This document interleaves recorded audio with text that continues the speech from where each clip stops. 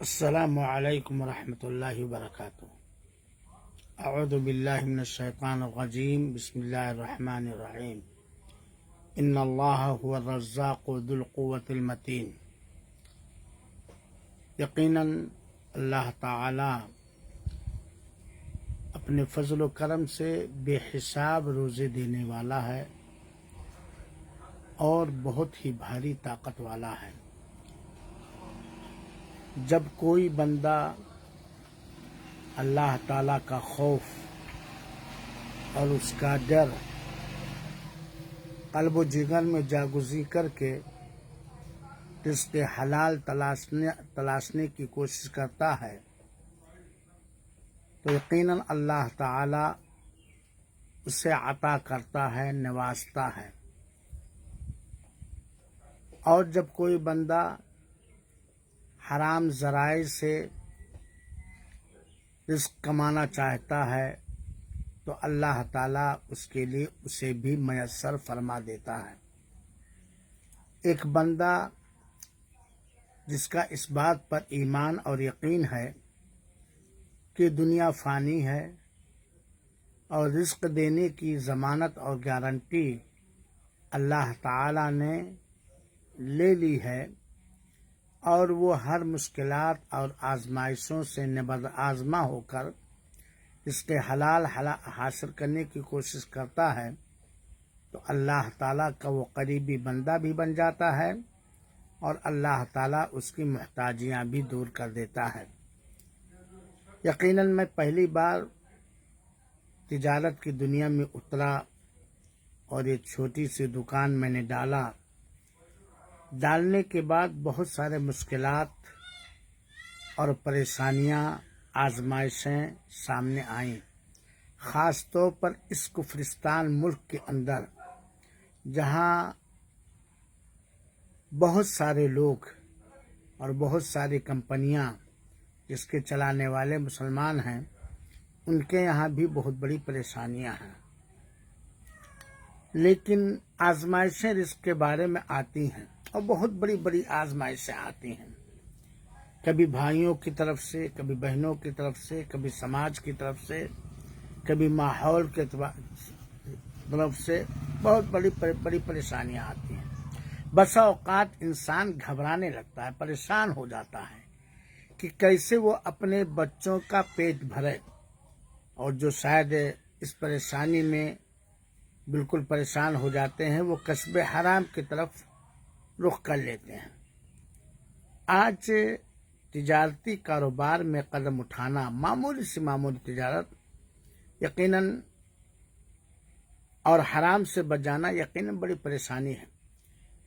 خاکسار نے یہ دکان کھولی چھوٹی سی پونجی لگا کر کے، جس میں صاحبزادے بیٹھتے ہیں۔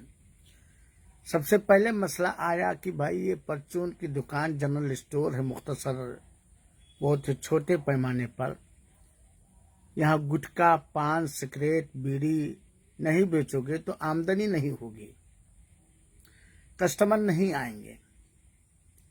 میں نے یہ تہیہ کر لیا، اللہ سے استعانت کیا، مدد مانگی اور تہیہ کر لیا کہ میں گٹکا، پان، سگریٹ، بیڑی نہیں بیچوں گا۔ تو یقیناً میں نے دیکھا کہ بہت سارے کسٹمر لوٹ جاتے ہیں، بلکہ سامان خرید کر کے اگر راشٹری گولڈ نہ ملے تو سارا سامان واپس کر جاتے ہیں۔ لیکن اللہ پر ایمان ہے، حرام چیزوں کی خرید و فروخت سے بچنا ہی بچنا ہے، کیونکہ یہ دنیا فانی ہے۔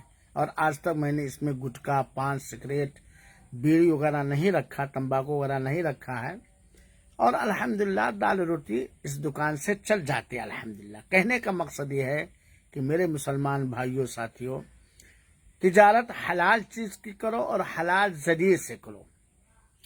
بہت ساری چیزوں میں آپ حرام سے نہیں بچ پائیں گے یقیناً، جیسے مثال کے طور پر دکان پر کالی مہندی بیچنا۔ ہمارے صاحبزادے کالی مہندی لے آئے، میں نے کہا بیٹا اسے واپس کر دو، کیونکہ کالی مہندی بالوں میں لگانا یہ حرام ہے۔ اگرچہ اختلاف ہے لیکن راجح بات یہ ہے کہ حرام اور ناجائز ہے۔ چلو یہ ہو گیا۔ میرے بیٹے نے کہا کہ ابو کہاں تک بچ پائیں گے؟ ہم نے کہا جہاں تک بچ سکتے ہیں بچیں گے. فَاتَّقُوا مَسْتَطَعْتُمْ, جتنا اللہ تعالیٰ سے ڈر سکتے ہو ڈرو. ویسے بہت گناہ ہے, ہاں انسان ہونے کے ناطے بہت سارے گناہ ہیں, انجانے میں, دانستہ طور پر, غیر دانستہ طور پر, شعوری طور پر, غیر شعوری طور پر. تو جان بوجھ کر بیٹا کیوں ہم حرام کام کریں. بیٹے نے کہا, حسام خان نے, کہ یہ جو شیمپو آپ بیچ رہے ہیں اس میں تو بھی لیڈیز کی تصویر ہے. ہم نے کہا اس سے بچنا ناگزیر ہے. یہاں فَاتَّقُوا مَسْتَطَعْتُم میں آتا ہے, اور علماء سے میں استفتاء بھی چاہتا ہوں. اب اس میں فوٹو لگا ہے عورتوں کا, ظاہر سی بات ہے لوگ فتویٰ دیتے ہیں جس گھر میں تصویریں اس میں رحمت کے فرشتے نہیں آتے ہیں. تو جہاں تک آدمی بچ سکے بچے, پرہیز کر سکے پرہیز کرے, اور اس بات پر ایمان اور یقین رکھے کہ روزی کا مالک اللہ ہے. میں اپنا بتاتا ہوں, ہو سکتا ہے میرے بھائی لوگ بھی اس لائف کو سنیں, اور اللہ کرے وہ سنیں. میرے بھائیوں نے مجھے کس طرح لوٹا ہے, الٹے آرے سے مجھے کاٹا ہے. آج تک میری جائیداد ہڑپ کیے ہوئے ہیں, بالکل بٹوارا دے ہی نہیں رہے ہیں, اور حرام ذریعے سے کما رہے ہیں. متقی و پرہیزگار بھی بنے ہوئے ہیں. کیا میں مر گیا؟ کیا بچے بھوکے مر رہے ہیں؟ نہیں, کوئی بھوکا نہیں مر رہا. تو کہنے کا مطلب یہ ہے کہ میرے مسلمان بھائیوں اور ساتھیوں, ہر ایک اللہ تعالیٰ سے جتنا ڈر سکے ڈرے. ہم ایسے مسلمانوں کے لیے خصوصی طور پر دعا کرتے ہیں کہ جو مسلمان حلال رزق تلاشنا چاہتے ہیں اللہ تعالیٰ انہیں رزق حلال عطا فرمائے, اور حرام کاموں سے بچائے, حرام تجارت سے بچائے, اور ہر طرح سے خوشحالیاں عطا کرے. اللہ غربت سے بچائے, فقر فاقہ سے بچائے, مجبوری سے بچائے. آدمی کے حالات اوپر نیچے ہوتے رہتے ہیں, نصیب و فراز آتا رہتا ہے. کبھی آدمی ٹھاٹ کے ساتھ رزق حلال کماتا ہے, کبھی آدمی مجھے پریشانی کے ساتھ رزق حلال کماتا ہے. ہمارا بھی اللہ تعالیٰ کے فضل سے ایک زمانہ تھا کہ 23 سال تک احسا اسلامی سینٹر میں ایک بہترین داعی اور مبلغ کی حیثیت سے تھا. آج بیٹھ کر دکان پر لمچوس بیچ رہا ہوں, چاکلیٹ بیچ رہا ہوں, چپس بیچ رہا ہوں, لیکن مجھے کوئی حتک اور بے عزتی نہیں محسوس ہوتی ہے. حلال رزق تلاشنے میں اس میں بے عزتی کیا ہے؟ بچپن میں ہم لوگ کھیتی کا کاروبار کرتے تھے, آج مدنی ہو گئے تو کیا آج موقع ملے تو کھیتی کا کاروبار نہیں کریں گے؟ تیزی کا میرے بھائیوں, کھیتی کا شغل ہو یا تجارت کا کاروبار, کھیتی کا شغل ہو یا تجارت کا کاروبار, مولا سے لو لگی ہے تو خلوت سے کم نہیں. تو مسلمان بھائیوں ساتھیوں, حلال کماؤ, حلال کھاؤ, اور حلال ذریعے سے کماؤ, اور دوسروں کے حقوق ادا کر دو. امانت داری کے ساتھ تجارت کرو, اور سارے لوگوں کے ساتھ امانت داری کے ساتھ برتاؤ کرو. اللہ کبھی ذلیل نہیں کرے گا. آزمائشیں ہوں گی, امتحانات ہوں گے, پریشانیاں آئیں گی, لیکن یہ بات جانے رکھو, ان اللہ هو الرزاق ذو القوۃ المتین, یقینا اللہ تعالیٰ بے حساب رزق عطا کرنے والا ہے, اور وہ بہت بھاری طاقت والا ہے. اور جو اللہ تعالیٰ کا تقوی اپنے دلوں میں بٹھاتا ہے, اللہ اسے ایسے انداز سے رزق عطا کرتا ہے کہ جس کا وہم و گمان بھی نہ ہوتا. اگر میری اس بات سے کسی کو تکلیف ہوئی ہوگی تو معافی چاہتا ہوں, لیکن بات تکلیف دہ ہے کچھ لوگوں کے لیے. پھر بھی ذرا اپنے من میں ڈوب کر پاجا سراغ زندگی, اپنے من میں ڈوب کر پاجا سراغ زندگی. تو اگر میرا نہیں بنتا نہ بن, اپنا نہ بن. جس زمین کے اوپر لوگوں کے حق مار کر بیٹھے ہوئے ہو, لوگوں کے حقوق مار رہے ہو, حرام چیزوں کی تجارت کر رہے ہو, حرام کام کر, اسی زمین کے نیچے ایک دن جانا ہے, اور اکیلے جانا ہے.